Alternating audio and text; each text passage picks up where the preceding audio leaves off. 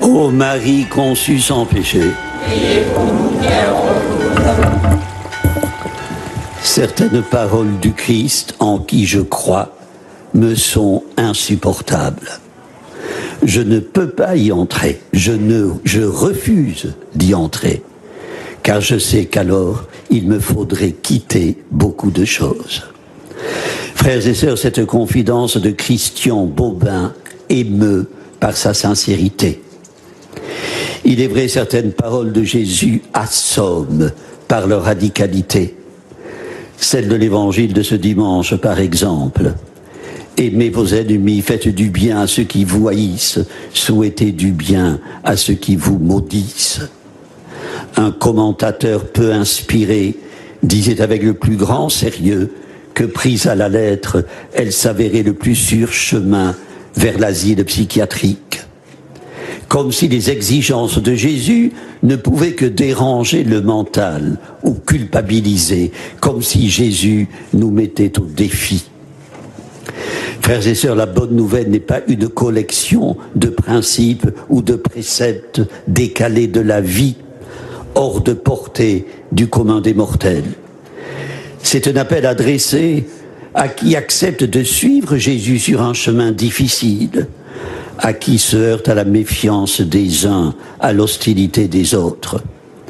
Comment aimer son prochain quand celui-ci se conduit en adversaire, en ennemi, vous frappe, vous hait, vous persécute? Et pour quel résultat? Frères et sœurs, Jésus a transgressé le sabbat, chassé les vendeurs du temple, dénoncé l'hypocrisie des pharisiens. Ne pas contredire sous prétexte de charité, ne rien brusquer, était qualifié par Emmanuel Mounier de poison qui dévirilise les cœurs goutte à goutte. Le oui et le non ne sauraient s'apparier. Que ni la charité ni la vérité ne soient un prétexte pour déviriliser notre cœur. Dire non quand il faut dire non et oui quand il faut dire oui est un devoir de charité. Le disciple n'a rien à gagner à vouloir plaire. Le maître n'a pas dit n'ayez pas d'ennemis, mais aimez vos ennemis. Être chrétien, ce n'est pas vivre à tout prix, en bonne intelligence avec tout le monde. Le verset qui précède immédiatement le texte de l'évangile que propose la liturgie de ce dimanche rapporte cette autre parole de Jésus. Quel malheur pour vous lorsque tous les hommes disent du bien de vous. Gare au simagrée de béatitude. Frères et sœurs, aimez ses ennemis, souhaitez du bien à ceux qui nous maudissent, priez pour ceux qui nous calomnient, ne conduit pas à laisser libre cours au mal, ni à renoncer à la justice et à la paix, mais à en finir avec la vengeance et le bellicisme, rude tâche. Pour quel résultat? Je reprends la question. Jésus ne dit pas qu'il faille attendre une quelconque récompense au plan humain. Il invite un dépassement quotidien de soi, des pas, une avancée vers sa grâce. J'ai en mémoire la démarche entreprise par une maman dont le fils âgé de 20 ans, membre d'un maquis dans les Landes bretonnes, avait péri dans une embuscade lors de la Seconde Guerre mondiale. Soudain, nez à nez avec un soldat allemand de son âge, tous deux firent feu, tous deux furent tués. Après la guerre, la mère du jeune Allemand, la mère du jeune Français se rendit auprès de la mère du jeune Allemand pour l'embrasser en signe de réconciliation. Nous sommes deux sœurs dans la même douleur, lui dit-elle. Quel beau geste de paix.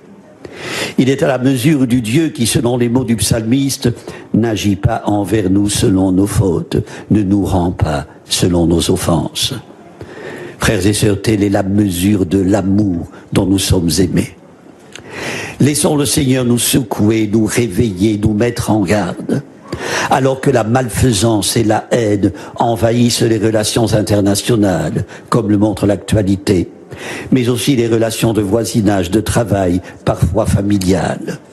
Que de scènes de ménage, de violences conjugales, de pères défaillants, abuseurs. Face à la vengeance qui contamine tout et tout le monde, apprenons à opposer des gestes d'amour et de miséricorde aux gestes de vengeance et de haine. Ne soyons pas de ceux qui veulent obtenir coûte que coûte l'humiliation du coupable pour satisfaire leur amour propre. Les temps troublés que nous vivons nous imposent de ne pas élever des murs de haine. Vous n'aurez pas ma haine. Le livre d'Antoine Leiris, dont l'épouse fut victime de l'horrible attentat du Bataclan, trace un chemin de perfection. Chez le croyant qu'il emprunte, il est indissociable de la perfection de celui qu'il révèle et qui nous fait regarder chacun de nos frères et sœurs dans la miséricorde du Père. Frères et sœurs, pour tout être humain, un projet de vie fût-ce au-delà du possible. Amen. Prions le Seigneur. Dieu de tendresse et de miséricorde, Dieu qui donne et qui pardonne, remplis-nous de ton esprit, mets en nous les sentiments de ton Fils, restaure en nous l'image de celui qui nous a aimés jusqu'au bout. Jésus, ta parole d'amour pour les siècles des siècles. Amen. Le Seigneur soit avec vous. Et avec votre esprit. Que Dieu Tout-Puissant vous bénisse, le Père, le Fils et le Saint-Esprit. Amen. Notre-Dame de Lourdes, Sainte Bernadette, ô Marie conçue sans péché,